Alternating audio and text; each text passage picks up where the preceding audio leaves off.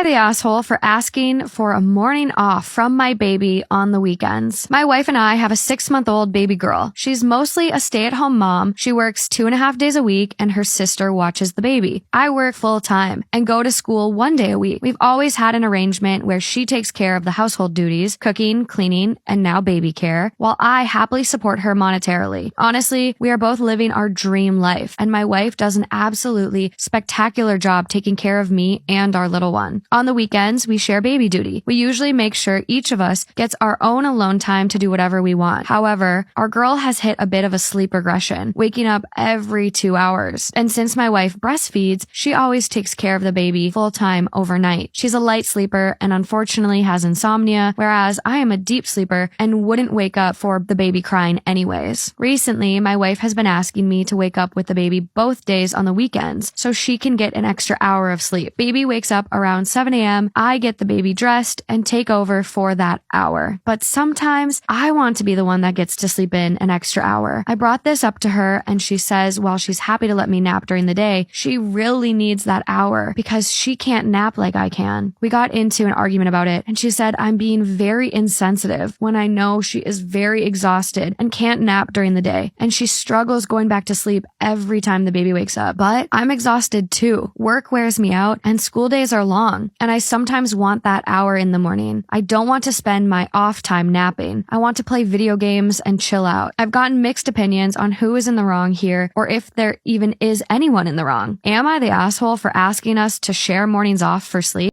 My boyfriend likes to block me. I'm 22 female and he's 27 male. He told me once that he likes to block me in weeks. 1 week for the first time, I'm dramatic. 2 weeks for the second time. 3 weeks, etc. It got up to 2 months with no contact. What kind of behavior is this? He prefers to not talk and then go back to normal with enough time. He doesn't talk it out unless I bring up the issue again. That's all they wrote. So he does that when he's mad at her? Yeah. So the first time I get mad at you, I'd block you for 1 week. The second time you piss me off, I'm gonna block you for 2 weeks. That's toxic. Am I the asshole for getting my daughter a hotel room entirely for herself after her stepsisters made her sleep on the floor? My dad passed away 2 weeks ago. Me, my wife, Candace, and my daughter, 16, Shiloh, and her stepsisters, 19 and 17, flew to my hometown to attend the funeral. After that, we got 2 hotel rooms, one for me and Candace, one for the girls. While I was in the room, I got a call from Shiloh at 11 p.m. crying and sounding like she was arguing with her stepsisters. I asked what the matter was, and she told me that her stepsisters insisted that she sleep on the floor. I asked why, and she said she didn't know. There was one large bed in the room, and there was enough space for all 3 girls to sleep on. I went to see what the issue was and talked with my stepdaughters about it. They kept talking, but didn't really explain why they told her to sleep on the floor. They just shrugged and said, "It's better this way. We're more comfortable this way." I told Shiloh to grab her things, and when one of my stepdaughters asked where we were going, I told her I was booking Shiloh a hotel room. Both looked upset, but didn't say anything. But they must have called their mom because she was awake when I got back and started arguing with me about giving Shiloh an entire hotel room to herself. I explained why I did it, but she said I wasted money and that Shiloh could have sucked it up for 1 night on the floor. I called her unreasonable for saying this, but she told me I showed the girls that I'm, quote, playing favorites and made my stepdaughters share a room while I gave my daughter an entire room for herself. We went home and Candace is still bringing it up, saying I mishandled this. She even pointed out how my stepdaughters are upset since they're not speaking to me. Edit to add, it was Candace who got a room for the 3 girls as to not stir any drama and save money. She was in charge of hotel reservations since I was emotionally distressed. Also, Candace did not expect Shiloh to sleep on the floor. She wanted all 3 girls to share the bed. My girlfriend, 27 female, did the sweetest thing for my brother, 9, and now I know she's the one. My parents moved him to another school towards the end of the school year, and he had trouble making friends. He still invited his whole class to his birthday party. That was on Friday, but nobody came. None of the kids. It was really heartbreaking to see all of the empty tables when he was really looking forward to it. My girlfriend of 4 years decided to call her brothers, asking them to come over, and she took off to go pick up her nephews. They're a little older, but they were still really really nice to my brother. She called up her friends with kids. It wasn't a ton of people, but it was way more than before. All thanks to her. My little brother was so happy playing in the jumper with her nephews and brothers. They were all play wrestling with him. He had such a good time. It was nice that everyone came and was being so nice to him. But I'm also just super grateful to my girlfriend because she made it happen. I was watching her the whole time going, wow, I want to marry this woman. She's the one for me. Now I'm literally browsing online for engagement rings. Some comments people pulled. Your little brother was playing with his future family. I love this. Gave me all the feels. I wish you the best life ever. Make sure you have her back, my bro. Good women can greatly improve every aspect of your life. As someone who recently had his 5-year-old not have anyone show up to his birthday party and saw him get crushed, yeah, she not just pulled off something amazing, but may have made a life-changing difference. Now, how are you going to learn what her ring size is, brother? OP's response, I'm sorry to hear about that. It's a really heartbreaking feeling, especially for a little kid. Hope you guys were able to do something to cheer him up. My dad and I were thinking of taking him somewhere, so we didn't focus on that, but luckily my girlfriend came to the rescue. That is a good question. I don't know if I could just take one of the rings she already has. She's got a bunch of them and find a place I could maybe figure out the size. If anyone's got ideas on how to figure this out covertly, I'm open to hearing it. So the update. So this happened June 20th of 2022 this year. And this update came July. So less than a month later, July 6th, less than a month later. Update. My girlfriend did the sweetest thing for my brother. And now I know she's the one. She said yes.